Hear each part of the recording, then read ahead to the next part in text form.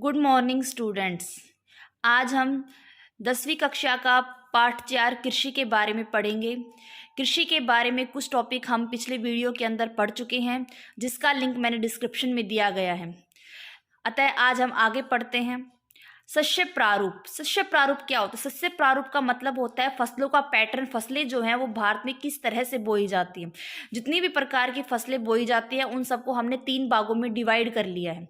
ठीक है, खरीफ, रबी और जायद में।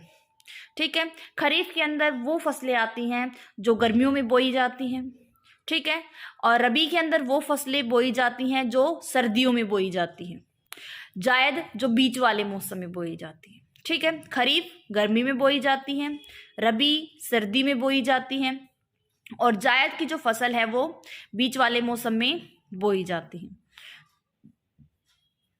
तो खरीफ की फसलों के अंदर कौन कौन सी फसल आती हैं वो हमें याद करना है, बहुत इंपॉर्टेंट है। कई बार क्वेश्चन में कोई भी फसल का नाम दे दिया जाता है, जैसे गेहूं का दे दिया। गेहूं जो है वो किस प्रकार की फसल है, ऑप्शन मिल जाएंगे खरीफ, रबी, जायद, कोई नहीं। ठीक है, तो उसमें हमें पता होना चाहिए कि कौन सी फसल खरीफ की फसल है, कौन सी रबी की फसल है। ठीक है, तो पहले तो ये याद कर लो, खरीफ गर्मियों में बोई जाती है, रबी सर्दियों में बोई जाती है और जायद जो है वो बीच वाले मौसम में बोई जाती है। तो खरीफ की फसलों में आते हैं चावल, कपास, जूट, मक्का, ज्वार, बाजरा, मूंग, उड़द, तिल, मूंगफली, सोया, अरहर।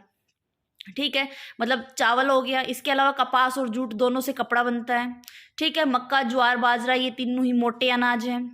ठीक है, इसके अलावा मूंग, उड़द, मूंगफली, सोया, अरहर ये लगभग सारे दालों के नाम हैं। तो ये भी जो क्या है, तो हम इस तरह थोड़ा सा आइडिया लगा सकते हैं। एक तो चावल हो गया, इसके अलावा कपड़ा वाले कपास और जूट। ठीक है, उसके अलावा मोटे अनाज कौन से हैं? मक्का, ज्वार, बाजरा। उसके अलावा जो दाल हैं वो मूंग, उड़द, सोया, अरहर, इसके अलावा मूंगफली वगैरह भी, तिल भी।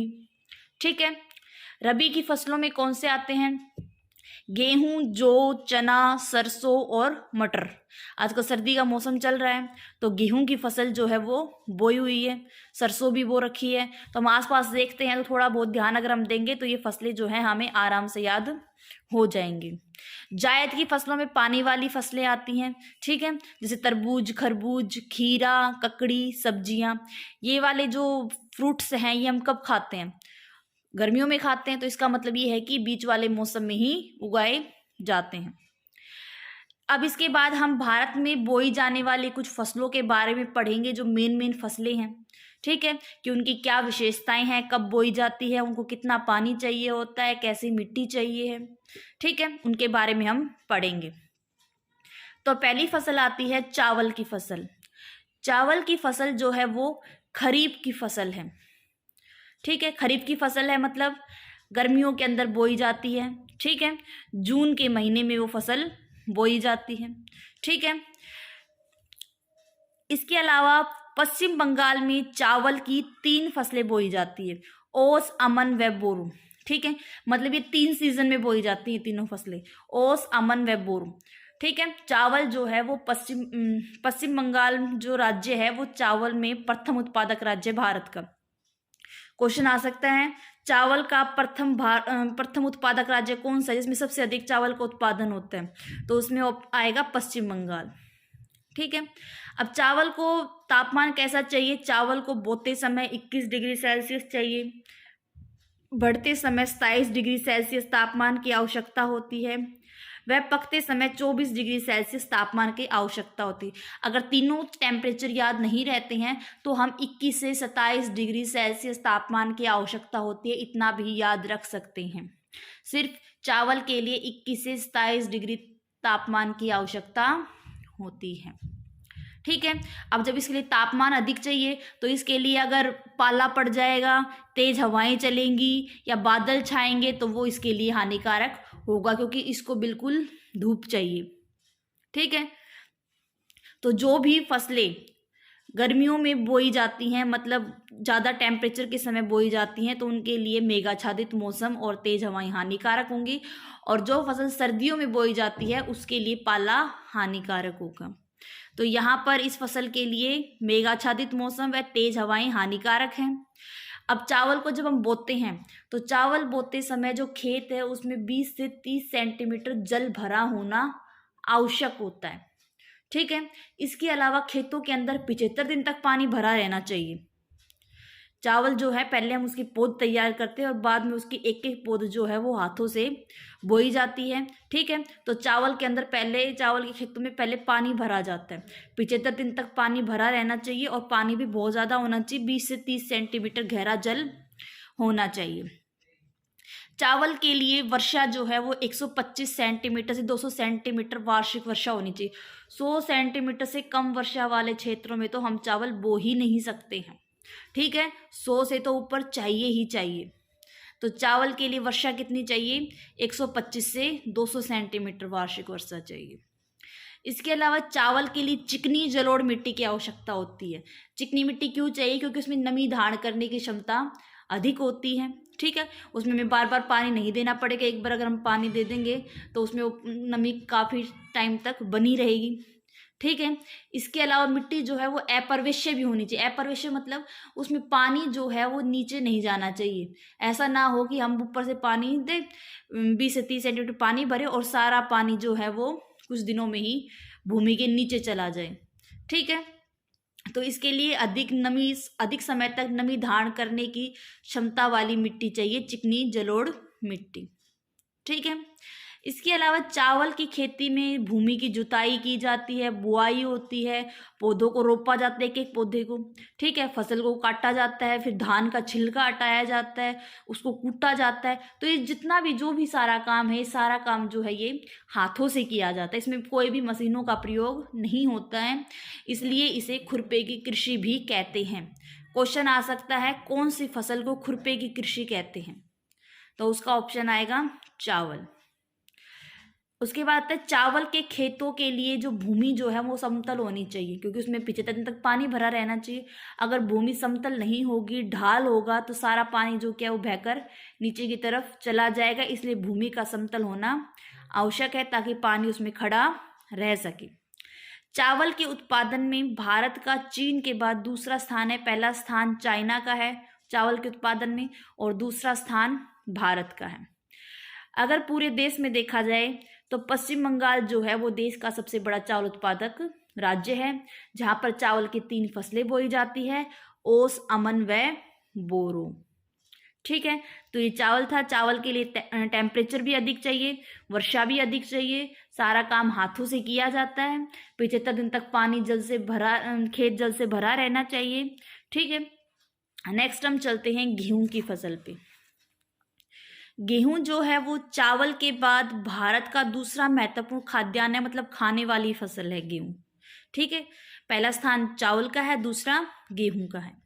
तो गेहूं को कितना टेम्परेचर चाहिए? गेहूं को बोते समय 10 डिग्री, पकते समय 15 और 15 से 21 डिग्री सेल्सियस तापमान की आवश्यकता होती है। ठीक है, हम 10 से 20 डिग्री सेल्सियस भी बोल सकते हैं सीधा। अगर ये याद नहीं रहता है कि बोते समय कितना और पकते समय कितना, सीधा लिख सकते हैं 10 से 20 डिग्री। ठीक है, पहले वाले चावल में कितना था? 21 से 27 डिग्री और इसके अंदर 10 से 20 डिग्री। ठीक है, पाला इसके लिए हानिकारक है। एक तो सबसे पहले बात, गेहूं जो है वो रबी की फसल है। रबी की फसल है मतलब ये सर्दियों में बोई जाती है। रबी की फसल अक्टूबर में बोई जाती है। ठीक है, तो अब पाला जो है वो इसके लिए हानिकारक रहेगा। इसको वर्षा भी कम चाहिए, 50 सेंटीमीटर से 75 सेंटीमीटर। ठीक है, 100 सेंटीमीटर से अधिक वर्षा वाले क्षेत्रों में हम गेहूं नहीं बो सकते और 100 सेंटीमीटर से कम वर्षा वाले क्षेत्रों में हम चावल नहीं बो सकते। तो 100 सेंटीमीटर की जो समवर्षा रेखा है वो गेहूं और चावल के क्षेत्रों को अलग करती है। 100 सेंटीमीटर से कम वर्षा है तो गेहूं बोएंगे, 100 सेंटीमीटर से अधिक वार्षिक वर्षा है तो हम वहाँ पर चावल बोएंगे। तो 100 सेंटीमीटर की जो वार्षिक वर्षा है वो गेहूं और चावल के क्षेत्रों को अलग करती है। ठीक है, इसके अलावा गेहूं के लिए हल्की चिकनी मिट्टी व भारी दोमट मिट्टी की आवश्यकता होती है।